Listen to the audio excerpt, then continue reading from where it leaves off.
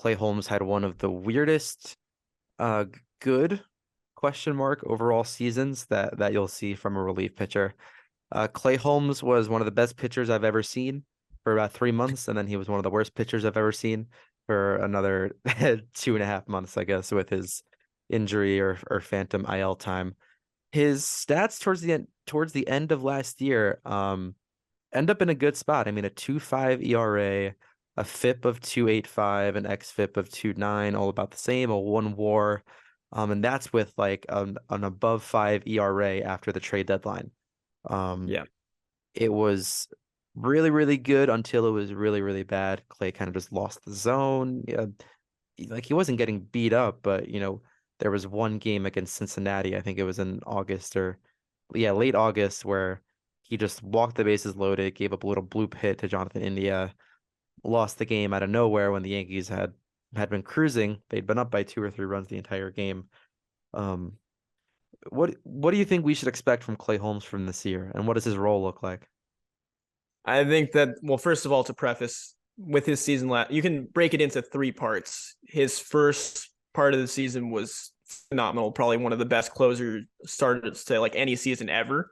I'd say he was on par with Zach Britton's 2015 season when Zach had like 0.73 ERA or 0.54, I think was his final ERA. It just seemed like everything he threw was cutting in or running in on righties. Guys were pounding the ball into the ground constantly, breaking bats, sawing them off.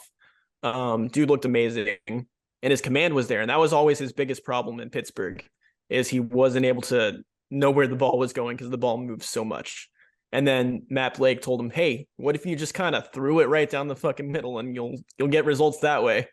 And he was like, "Oh, so I can just throw it right there, and it's gonna move different ways." It's like, that's exactly what you need to do. And he figured that out when he first came over to the Yankees. Worked out great, and we kind of all were wondering, like, it seems like he's figured out his command, but like, what happens if he loses that? And we saw what happened in the second act of last season. He just completely lost the strike zone. It seemed like he was kind of overthinking things, and like just the ball was running way too much rather than sinking, which means he was getting a little bit too far on the side of the baseball rather than getting on top of it. So that's probably like a finishing issue. So like he wasn't actually finishing his follow through with his pitching form, which is problematic for obvious reasons. But a lot of that is mental at the end of the day, and can be tweaked. But it took him a long time to do that. I'd say, what was it, a 20-game stretch, 15-game stretch at least, where he was really, really bad. And then come September, he started to like clean it back up. And he didn't return completely to form of being a 0.6, 0.7 ERA guy, but he did like get back to being a pretty damn good reliever.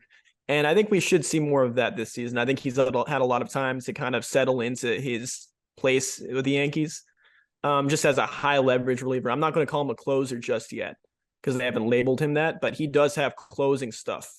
And I think that's very important for him to like just have an understanding of. He just needs to throw the ball with conviction. He's going to get results.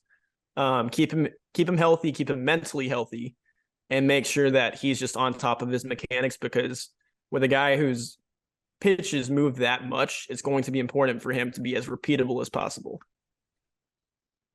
Yeah, and last year in 2022, 75.8% ground ball rate, which is absurd. And that's perfect what you want out of a late inning reliever. Keep the ball away from being elevated, and you're able to clean up base runners that way by getting some double plays. And yeah, like, Matt Blake has probably said to him, throw the pitch that you're really good at. Like throw the good one.